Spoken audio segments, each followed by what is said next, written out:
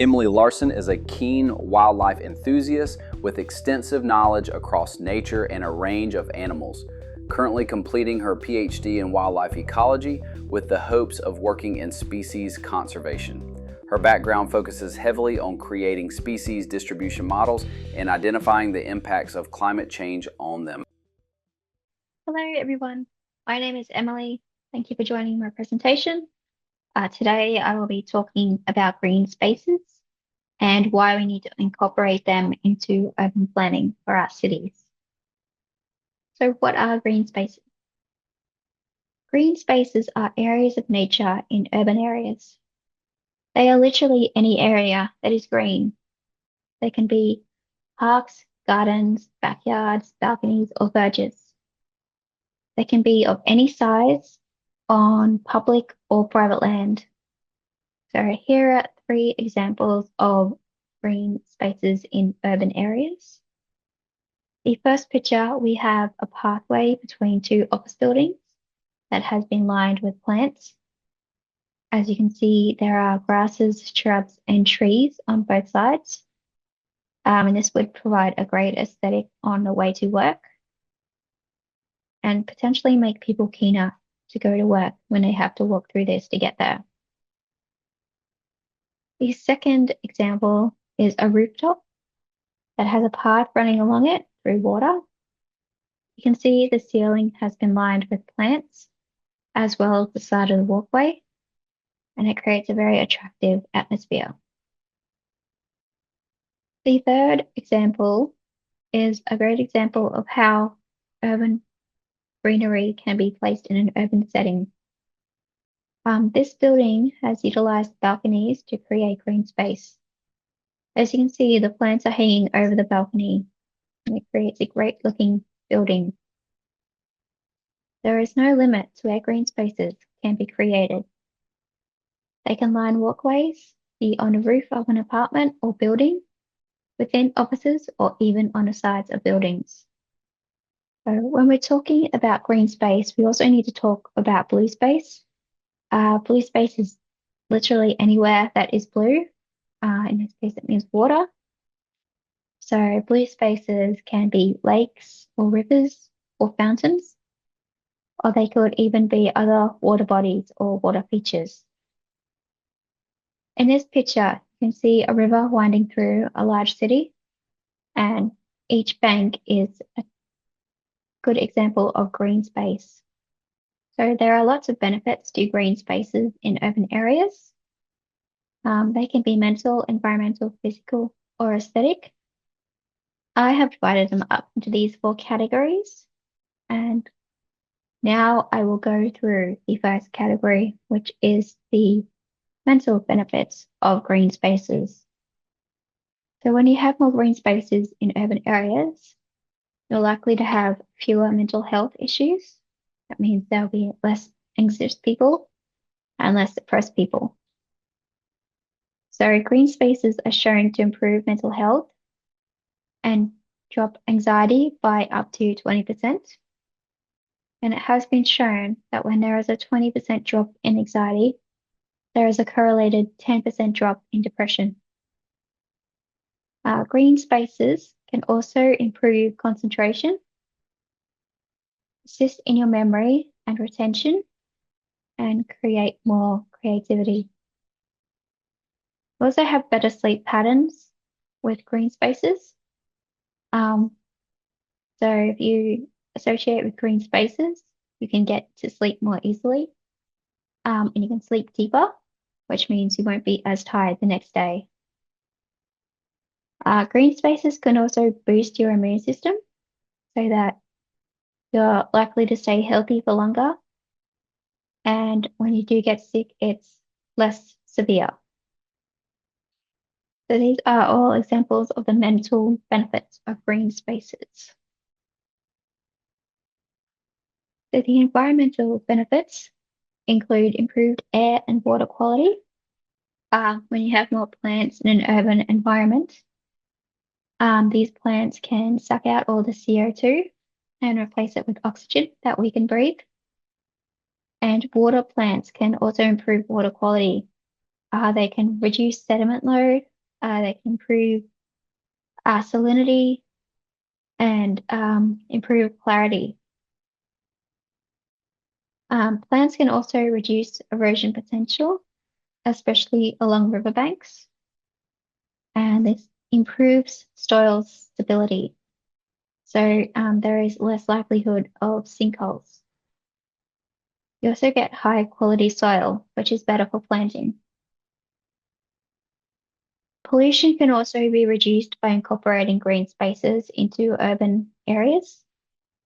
Can remove toxins from soil and water, and this creates a healthier environment for people to be. You also get increased animal habitats, and this is important for animals to find shelter, food, and mates.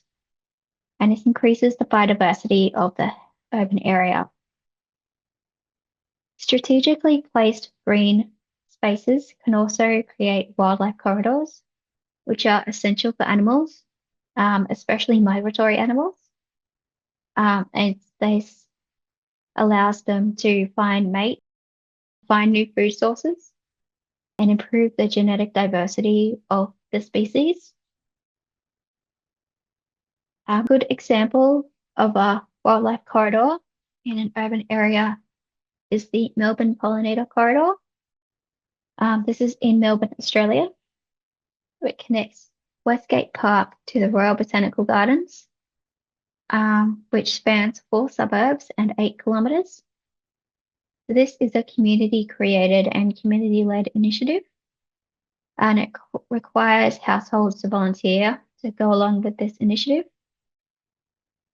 So these gardens can be created on verges or in parking lots or front yards or wherever there is space for a small garden. And native plants are then put in to attract pollinators. And within the first year of the project, there was a 2,400% increase in pollinator activity within that 8 kilometres. So this is a very successful program.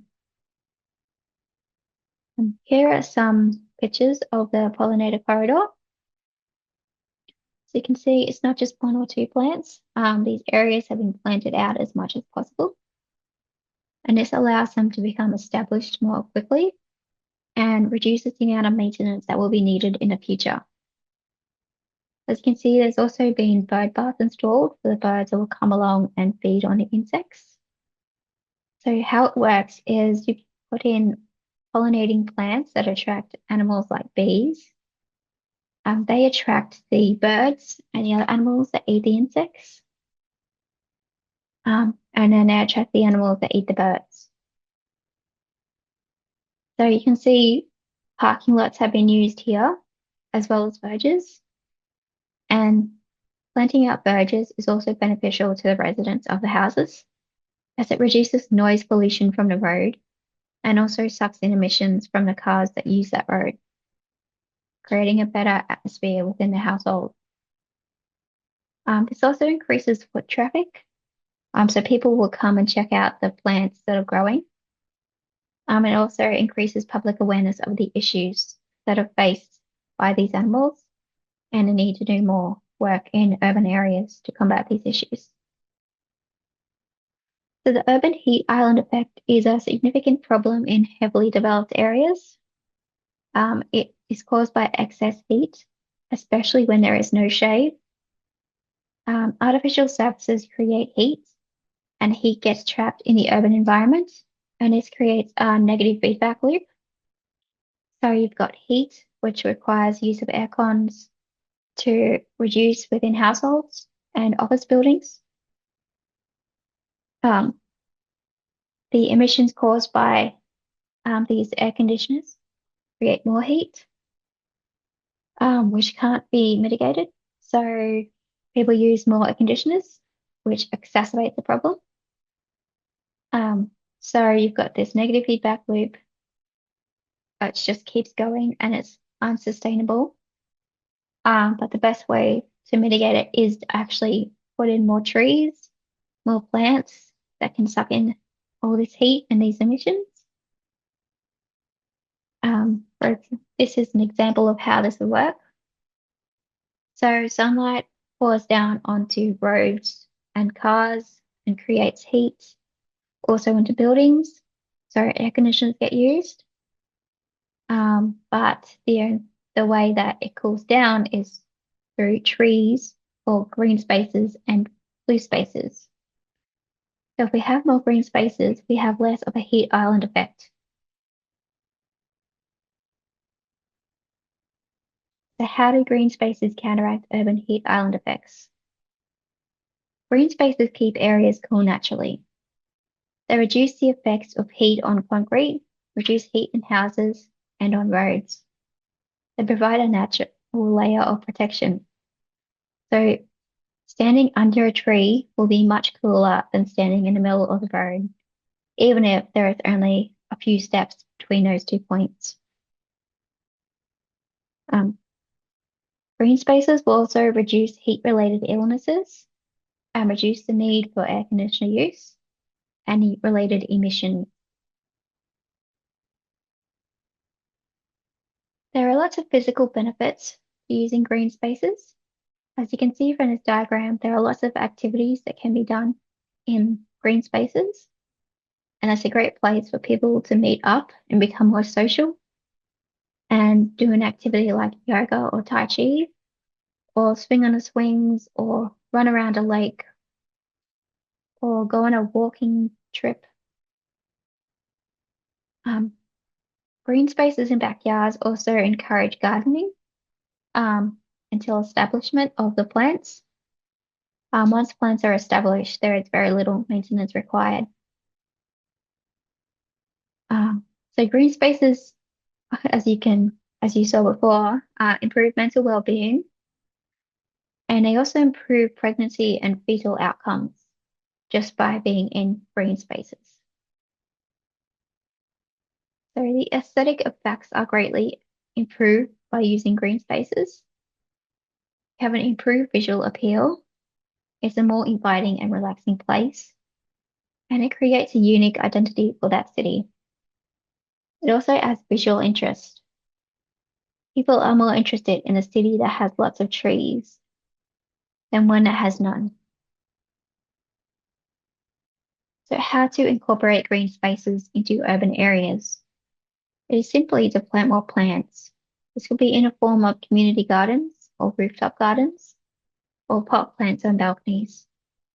Could also put gardens in verges, although check with your local council as the rules change between councils on what you can plant. Reduce your use of concrete and instead plant plants such as pollinators. Plan cities to incorporate gardens and nature reserves and be more naturally minded. So this is the first example of green spaces. This is the city of Oslo in Norway, where 95% of the Norwegian city is covered in plant life, including the sides of office buildings.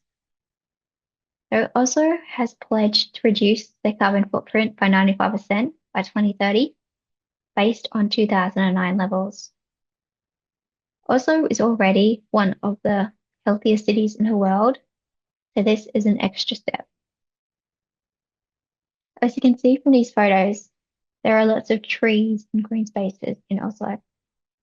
They even incorporate rooftop gardens. So this is a sentinel view of Oslo, showing the green and blue spaces around the city. As you can see, there's a lot more green space than there is developed space. This purple on this larger image is the council-maintained urban spaces. These are green spaces that are essentially parks or community gardens that are maintained by the city. The white is the built-up areas, and the blue is the blue spaces, such as water. As you can see, most of the city is green. So this is my second example. This is Brisbane, Australia. Over 10,000 hectares of Brisbane is green or blue space, which is the most of any Australian city. They have created a unique identity by creating walkways covered in pink flowers. And this walkway is known worldwide, so it is always associated with South Bank in Brisbane.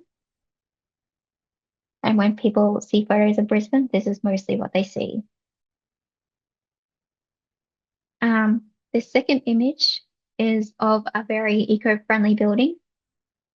It attracts lots of attention because of its design, which is a great thing. And the third is an example of the blue space around the city. There is also a river that runs through the middle of the city, creating more blue space. So, in summary, every city should incorporate green spaces to reduce the effects of climate change, decrease pollution, and improve air quality. People are healthier and happier when surrounded by green spaces.